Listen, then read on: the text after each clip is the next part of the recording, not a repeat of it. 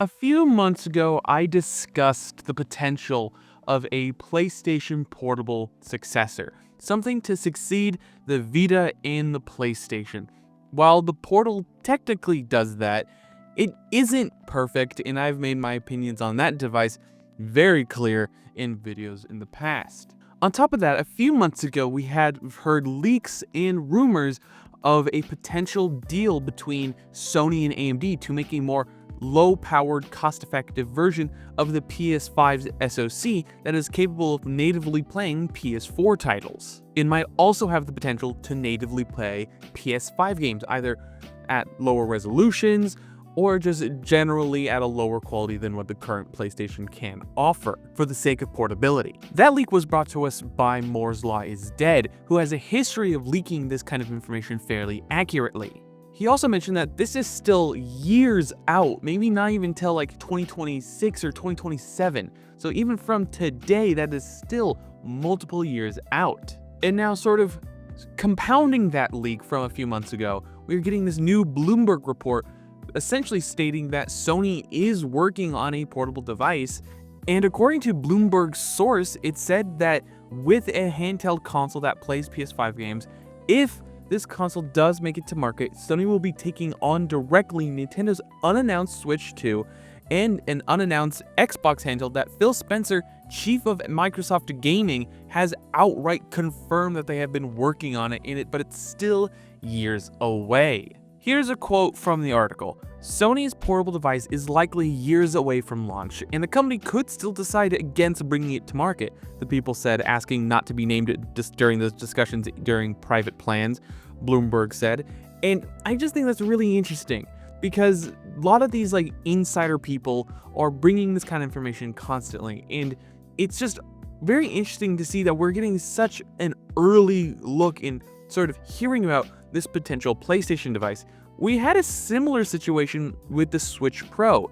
It seemed like the Switch Pro was actually going to be a thing at one point, but because of the pandemic, plans changed and it became the Switch OLED. And they probably inevitably rolled that Switch Pro technology, that sort of design, into what would eventually become the Switch 2 when that eventually gets announced. For me personally, I'm not a huge PlayStation guy. I've been a huge fan of their handhelds. The PSP and the PS Vita, to me, were amazing devices, while their home consoles were kind of hit and miss.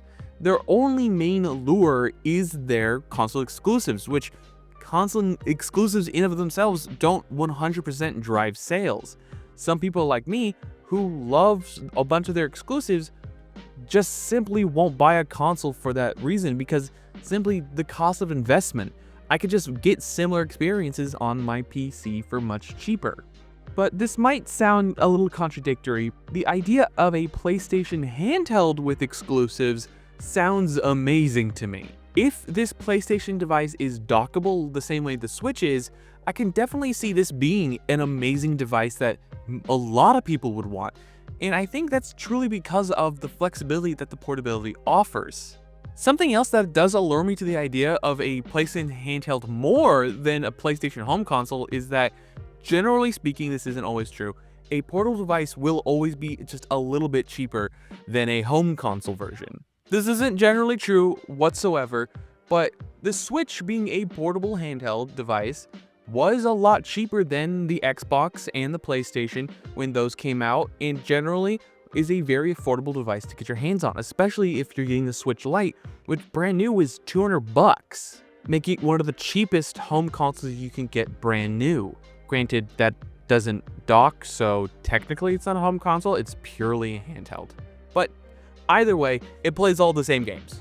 So my hopes are, if Sony does actually release a portable device again, it would be at least somewhat cheaper than their home console, and should hopefully be able to play the same or similar titles from their franchises. And it can do that at least at a somewhat cheaper price point. Ideally no more than $400 and probably no less than $300. And with Sony's recent move to potentially acquire this main parent company of FromSoft, Kadokawa Corporation, it could genuinely be the only way to play FromSoft games in the future is on PlayStations.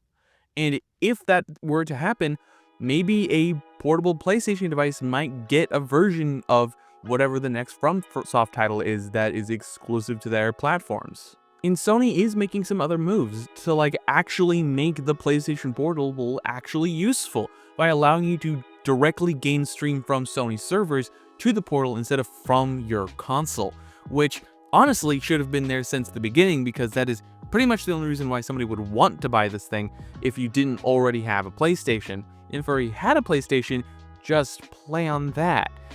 Or just use your phone. It doesn't make any sense to me why this thing exists. Rant aside, Sony potentially releasing a new handheld would be amazing for the industry. I would love to see these massive mainstream console makers, Microsoft and Sony, to make an actual portable system.